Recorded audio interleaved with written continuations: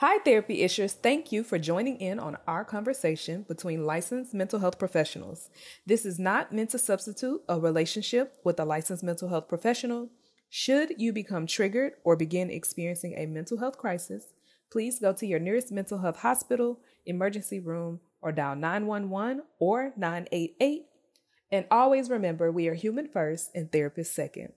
Follow us on Instagram, Twitter, Facebook, TikTok, and subscribe to our YouTube channel using the handle @CraveCounseling. This is Therapy-ish.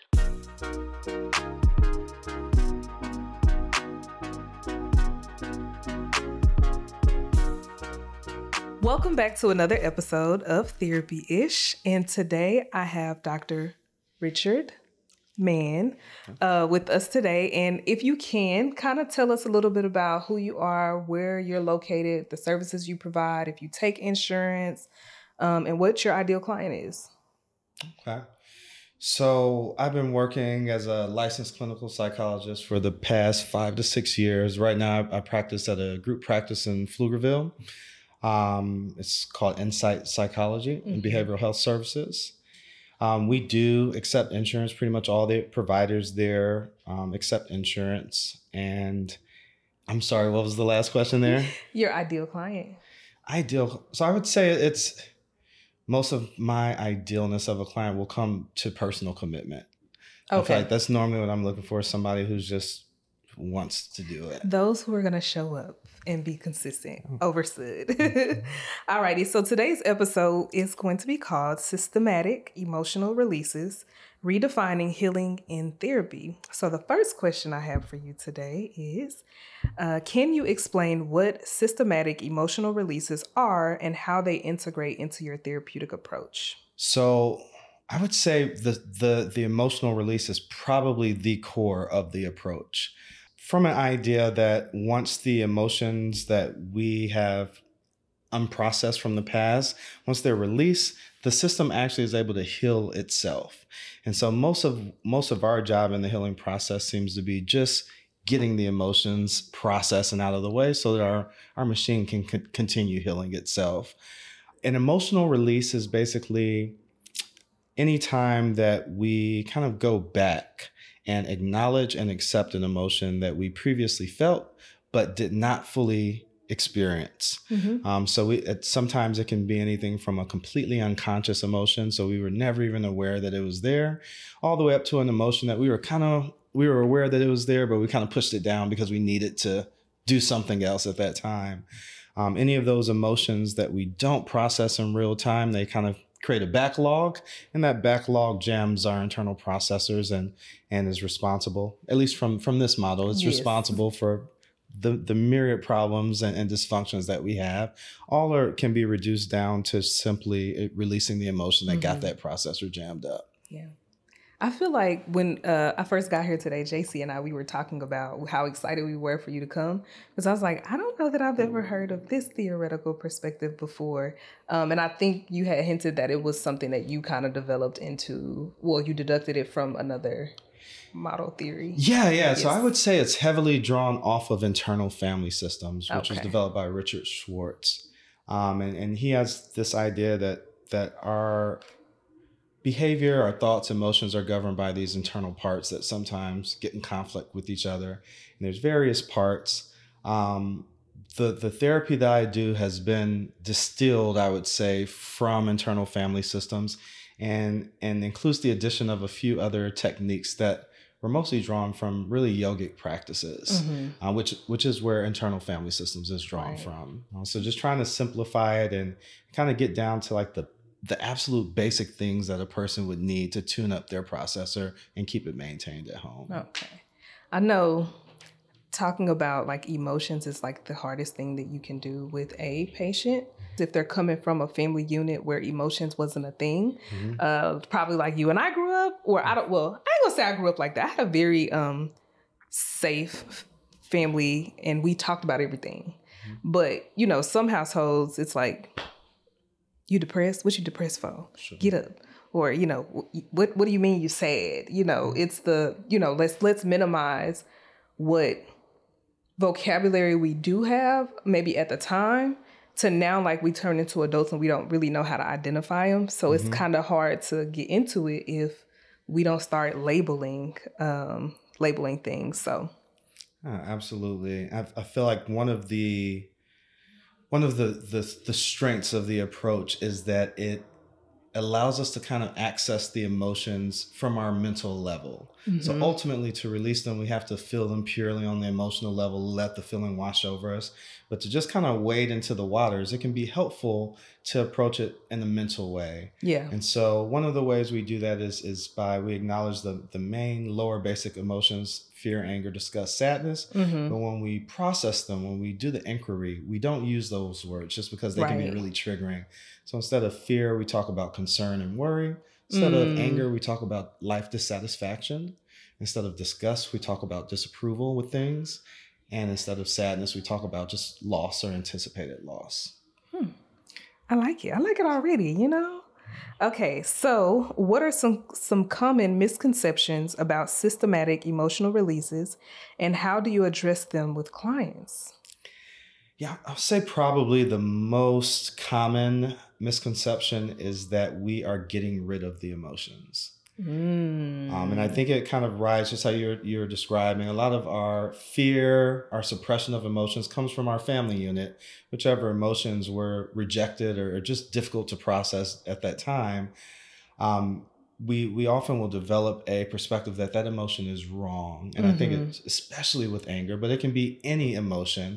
For instance, among men, there's a common misconception that we shouldn't be afraid. With women, for instance, there tends to be more anger suppression. I feel like one of the most important things to understand with processing emotions is the goal is not to get rid of them. The goal is to fully integrate them into your being, so that every cell in your body knows what really happened during that experience and how you felt about it. I think of it as a mining and refinery plant. So we're mining these lower emotions, which usually isn't really fun work. It's like, what's the iceberg analogy, where it's like, okay, this is how you present in society, but I'm here to talk about all of these hidden emotions that you have that either you're not talking about them or bringing them up because of the societal norms about, like, you know, Black women being angry, so we're just not going to say anything, which you talked about the suppression of anger in women. It's kind of like that. Exactly. Okay. Exactly. And so the idea is just to go in there, mine it by acknowledging that it's there. And once it's accepted, so once we say it's there and it's okay that it's there, then it gets sent off to the refinery plant, which is basically sending the emotion up to our mind finally, so our mind can add it to the rest of the data that it has, and it can actually be used to provide better solutions for our life. Yeah. Okay. The next question is, can you share a success story where systematic emotional releases significantly impacted a client's healing process, of course, within HIPAA compliance? Sure. So my first response, it's kind of difficult picking one out because it seems like every session is that. Okay. I don't feel like an emotional release is ever non-significant. Okay. So I feel like everyone is really significant, and I'm thinking about trying to stay HIPAA compliant too. But I would say, for instance, one thing that comes out is social anxiety. So it's a pretty common, I would say that the two most common blockages that I deal with are social anxiety and the various blockages that causes for people, and imbalance between work and rest. I'll give an example of how emotional release can help with both of those. Okay. So for instance, in our productivity processors, I call my two, I look at the processors basically having two sides. One is the action side and one is rest. One governs the task, one withdraws from it. So often there can be a conflict between those parts. So for instance, my workhorse part that gets everything done is often in conflict with my procrastinator part. Absolutely. That just wants to chill out and watch TV. And so a lot of people might come in and say, well, hey, I need more motivation. I need to get more done. And typically what needs to happen mechanically is that the procrastinator part for most of us is a really rejected part. It hasn't had its feelings flushed out and accepted in a while. Usually we think that part of us is a bad part of ourselves. So we just want to get rid of it. And so an example of an emotional release might be talking to the procrastinator part. And whereas the procrastinator might be looked as a villain, when you hear the procrastinator's emotion, the procrastinator might say, well, I'm really afraid that you're going to burn out. You're going to get sick. or I'm really angry that you never give yourself a rest. Right. Or I'm kind of disgusted at the workhorse part that he thinks all we need to do is work, work, work. And I'm kind of sad because you're losing out on all these other opportunities to enjoy life because you're just working all the time.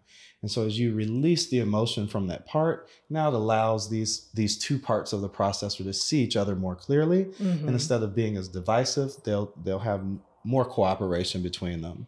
Absolutely. Yes. I like that. I like, again, how I'm conceptualizing, because I don't want to minimize the concept, right? But how I'm conceptualizing it as in like, okay, what I've deemed as not acceptable or not healthy or good for me, now I'm going to turn it into a strength. Exactly. And honor it. Exactly. And I would say both of those, but the sequence usually is reverse. Right. So we usually can't turn it into a strength until we've learned to honor it in some way. We honor it. We say, hey, you're part of the system. I don't even completely understand you yet, but I know you're not against me. The emotions you just released and that the anger you felt for me and that fear you felt for the system, that lets me know that you're not against me or the system or any of these other parts. You're just trying to do your job and I haven't been letting you. Yes. It's kind of like, you're going to respect my gangster when I come up in here. Exactly. Yeah. Okay. How do you tailor systematic emotional releases to fit the unique needs of each client? So that actually is pretty nice because it's kind of built into the process. When we go to identify where a blockage is, it really all starts with a story of a person's life. So that may be something that happened earlier that day, last week, all the way back to childhood. So because our stories are unique, like a fingerprint, they all have the same elements, but they're all unique. The blockages are by their nature unique. The releases are unique by their nature because the stories are unique. And so for each person, it's tailored because we're finding blockages in their life that only they have lived. So I feel like that's what mostly makes it tailored to each person, that the blockages are originating from their life and ultimately are created from their own unique childhood experiences. Yes. Childhood. You can't like, most people think like, oh, I've like, because of trauma, sometimes like I've brushed those experiences under the rug and it's made me a stronger person. It's made me, this better person. And then you get into the space of like, yeah, those emotions, you never unleash them and they don't serve you. And so we got to start somewhere with them. So what challenges might clients face during systematic emotional release, and how do you support them through these difficulties?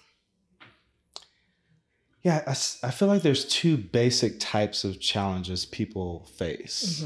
One is a group of either low motivation to do the practices or whatever intervention they've selected as part of their daily emotional self-care. Or feelings of inadequacy that arise when they're doing the practices, primarily feeling like they haven't done enough. I did the inquiry, but I didn't get enough back. Or I talked to both of the parts, but they're still kind of angry at each other. Just feeling this, and I feel like it's an underlying human fear that when we initiate something, we have to finish it all at once. And so with that one, usually it is I support the client by maintaining acceptance of their process, reassuring them that whatever they get back when they do the inquiry, that was the best that they could do. That was the most they had the energy to process. And their body is actually being kind to them by blocking it after that so they don't get overwhelmed. So mostly just reassurance and reminding them that all you need to do is do the inquiry. Whatever you get back, it was enough. It's always enough. On the other side, I find with people who are really, really excited about doing it and invest, it tends to be people who are more high energy type people. Okay. They may experience the other side of the problem, which is opening those channels and then having difficulty closing them back after the inquiry session. And so then you go to work and you go about your life, but you still have these backlog experiences kind of seeping out and causing a distraction. In that case, I find that it's actually feelings of inadequacy that also are causing the problem. So it's almost this feeling we have that we didn't do enough. And so that part is still trying to analyze. And I found that the most helpful thing in that situation is self-appreciation. And in general, with feelings of inadequacy, it feels like self appreciation. It closes those channels. I mean, you're basically telling yourself, you did so much. I appreciate you for what you did. And there's not much that eases our inadequacy than being told, like, hey, I appreciate what you did. And so it's very helpful for the self after we do the inquiry. If it's still bubbling out a little bit, then just appreciate. Sometimes I have clients specifically appreciate their fear, appreciate their anger. So appreciate the emotions individually for the information that they bring to the mind and add to life solutions. Yeah. This is an aside. Sure. Are there any mental health diagnoses that you find are more difficult to open up the channels? Because I know we kind of talked about, how to help them through, the process of being difficult for them. But are there any clients where you're like, this is a little bit more challenging for me as a clinician, but also how can this client benefit from it or not benefit from it based on like just what you've seen? I have to say there's probably not much that's come up that I feel like it wouldn't work for. I feel like if I start to feel like that, usually the first thing I do is try to check my own expectations. Yes. I feel like it works faster for some people, slower for some people. It also depends on what internal processor they're working on. They might spend 3 months working on one and I feel like it's going so slow, but then they zoom through 3 or 4. Yeah. And, so I try to just manage my own expectations. And a lot of it is just trust for the client's system, trust for what's called the actualizing tendency and client-centered. So this idea, we all have this healing energy inside of us that's always seeking to heal. It just needs a little support, a few barriers removed. Right. Sometimes clients come in and they can't even, they're just not going to talk about emotions. It's just too unsafe. Yeah. And so usually I find the best thing is just to respect wherever they are is where they need to be at that moment. And that develops a level of trust over time that ends up, making them feel safe to open up to more advanced techniques and deeper dives. Yeah. Okay. I will say the reason I asked that question is because there may be like clinicians coming up in the field and they're interested in it. There's going to be somebody that's going to be like, this sounds interesting, but does it work with every client?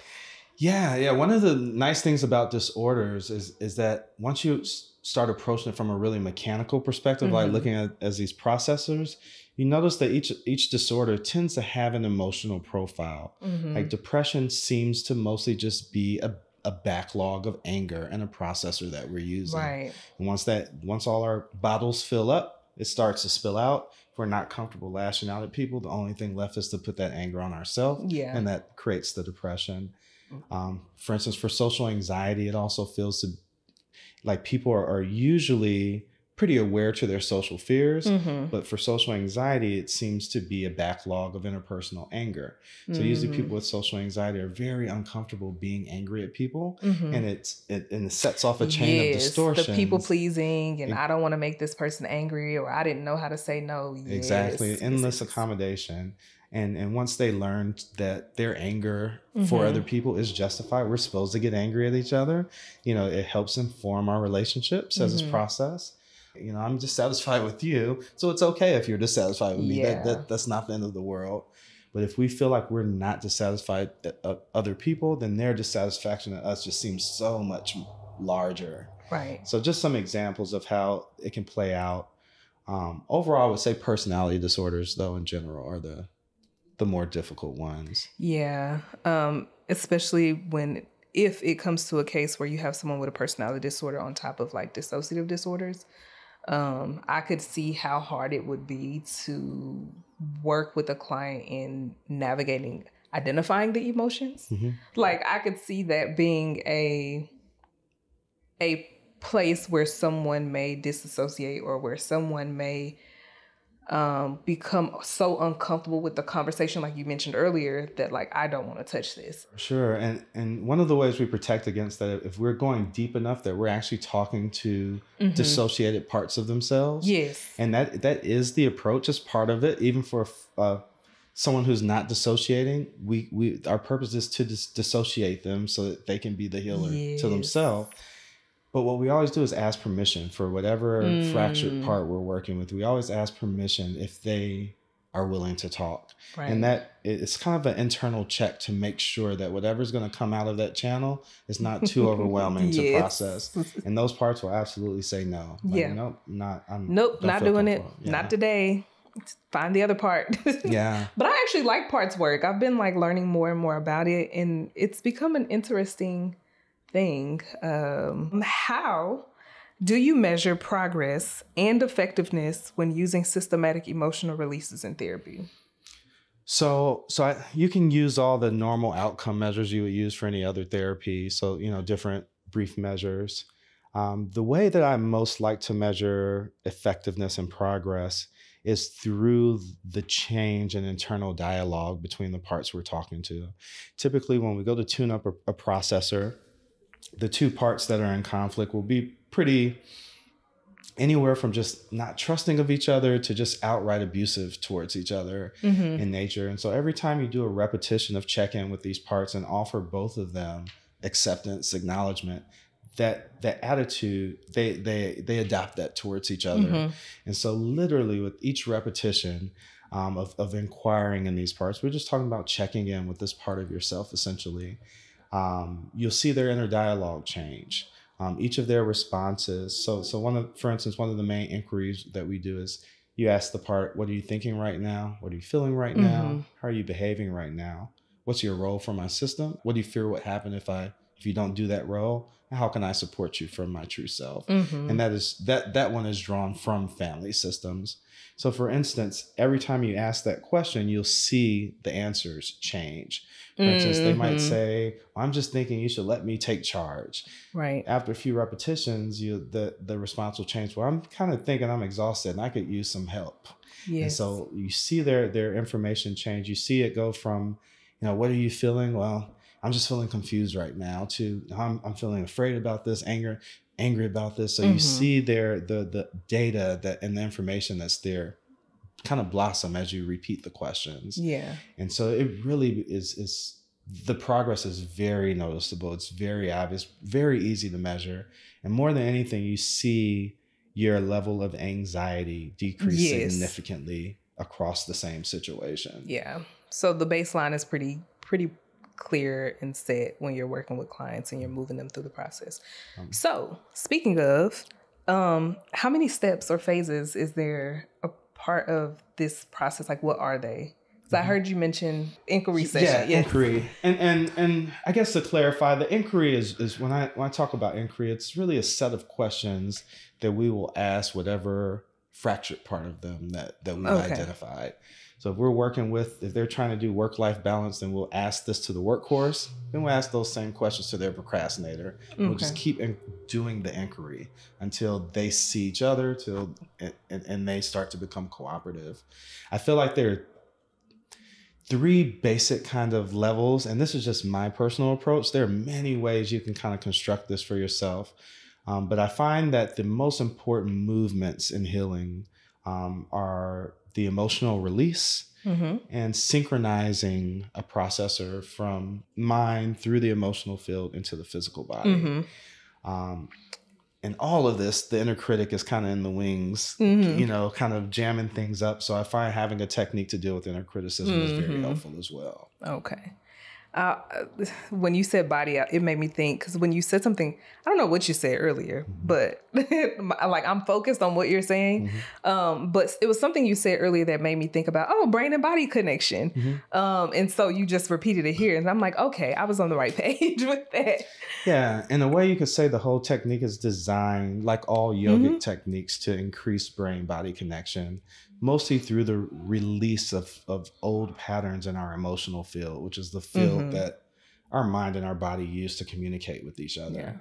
And so by purging these emotions, then we're able to increase the brain-body connection, which heals most symptoms. They're only arising because of the gap between the brain and the body. So it is at the core really designed to increase brain-body connection, but I do feel like all therapy is designed to do that. Yeah. Well, it depends on the theorist, right? But I'm glad that you touched on that, mostly because there's a lot of people that may come into the space of like, oh, okay, now that I've done with the emotions, but I still feel tight. I still feel tense. I still feel it in my chest. I still feel it in my, the back of my head, wherever they feel it, right? The emotions being bottled up. And it's like, so what do you do with it? Like, yeah, we can do the mental part of it and we can kind of work through some of like the somatic work in session, but outside of session, what? And so this is where the systematic part comes into play. Okay. What I find is if you have systematically processed the emotions, the tightness goes away. Okay. And what I usually find is if people are still able to point out tightness in their body and in that area related to what we're talking about, then probably at least one of those channels didn't get cleared. Okay. And I feel like that's where the systematic part comes. So I think of it as mostly an 8-point release. So anytime we are clogged up, it's because we got into a conflict with ourselves between two parts, and they both have their own sets of really valid feelings that need to get processed.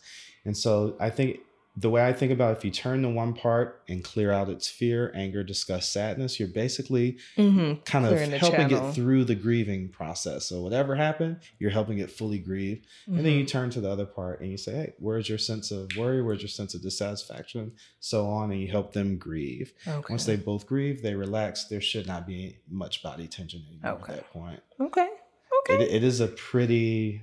It does not miss if you get through it. And if you don't get through it, you just accept what you did. It'll always be more data than you had before. And when you recover, you just go for another round until the processor is fully mapped out. Yeah. So was this something you did for your dissertation? No. Or this kind of came after the fact once you practiced more? This really started for me a couple years ago when I had been practicing for about 2.5 years. I showed up to work one day and I could not read. Okay. Couldn't read. Like, I mean, I could look at the screen. Brain just checked out. Yeah, just whatever part that was, the reader part, is I've had enough. And just from being overworked, just not having work-life balance. And I found it extremely difficult to change the pattern. And just the things that I was using at the time to work with clients, they were not working with me. Right. And so I started searching other things. There was a couple other just life events, career events that came into play too. But I was introduced to family systems and started working with that. And really after that, it was just looking for a way to simplify that protocol and also bring in other kind of yogic techniques, things that people could use. Maybe if they're not ready to approach the emotions, things that they can use to still create balance, massaging the body, breathing techniques, muscle relaxation and things like that to enhance the process. Okay. So I would say that's really how it came up for me personally. It was very much me seeking for something that worked for me. And finding something that just blew like all my expectations out of the water. Okay. Like it just, I could not believe that I did not know about that. So then do you anticipate on offering trainings for like mental health providers that may be interested in it? And if so, when that's going to roll out? Yeah, so I definitely don't have any timelines, but that's what I'm working on right now is just creating some groups. So it'll probably be like monthly groups or something like that, where people just can come, learn the techniques. It'll be kind of workshop style where people can do demos with each other and learn the inquiry process, but mostly designed to be able to allow someone to develop their own inner therapist. Okay. And I really do feel like most of these mental health symptoms we have are only because we don't have messaging to take care of our emotional body. We're taught to take care of the physical body, the mental body. We just don't get the messaging to take care of our emotional body. And so I find for most people with a little encouragement, few tools, and 10, 15 minutes a day of investment, you can start to resolve most things that are happening. And some patience, heavy doses of patience. Yes. But so that was for patients, not clinicians coming up in the field that may be interested in it. Oh, for clinicians? Yes. So we know you're offering it to the clients, but what about clinicians that may find themselves connected to the approach? Yeah, I actually had not thought about that till you mentioned it now. Hadn't thought about it on that level, but it would be great. I could talk about this for hours. I'm trying to hold back all these other thoughts right now to keep it concise. But yeah, I would definitely be interested in any opportunity to share the information. Okay. Okay. Well, those were all of the questions that I had for you. If you had to, I guess, add one more little nugget, what would you add? You don't have to. Yeah, there's a lot of nuggets I would like to. But I would say the main thing is just encouraging people. It really is possible to maintain your system, to tune it up, and to see the resolution of the mental health symptoms that you're experiencing in just an investment of about 5 to 10 minutes a day. If you're not consciously investing in your emotional body, then usually even 5 minutes a day is a life-changing investment. So I just try to encourage people. There are tools. There are tools out there that will make you be able to feel like you're a mechanic and not like you're just lost, just trying to keep things together. And so I encourage people just for hope. And that's usually why I'm telling people this in the beginning. It's just like, hey, there's hope. The fact that you can look at a visual diagram that outlines your inner system so well, that lets you know that there is information on. So there's a visual component that you add to it? Yeah, so there's actually a little diagram that I have, and it basically just is a picture of a processor, a visual processor, to kind of just add a visual to what are we doing when we doing the work, eject these boxes, where are we doing it. And so a client can actually follow along, and as we do the inquiry, they can tell where their blockages are. So I like that. Here, and I have a blockage here. We'll get to that next session if you don't on your own. Yeah, I actually like that. I find that sometimes we have clients that need to conceptualize it in whatever way that they need to conceptualize it. But I feel like having that it definitely would be extremely helpful, not only for a client, but just a clinician that may be following that theory in the future. Yeah, absolutely. I think just knowing that everything we're doing can be symbolized on one sheet of paper, that it actually is that simple. Yeah. And we're just doing the same thing over and over again. Yeah. So I have found it very helpful and that diagram only came about maybe like 5 or 6 weeks ago. So it's pretty new. Yeah. Okay. Better put a patent on that or some trademark it. Okay, well, thanks for joining us today. And it was really exciting kind of getting to know a little bit more about it. I know I was excited because I was like, I never heard of this before. So what is this? But then also just being able to talk about it. I'm sure someone who will watch the episode will thoroughly enjoy the conversation around it. So if you can tell us again where you're located, how can people find you? Yeah. So I am located in Pflugerville, Texas at Insight Psychology and Behavioral Health Services. Currently providing therapy and psychological testing there. Okay. Cool. Well, that's it for this episode. We look forward to seeing you guys in the next episode.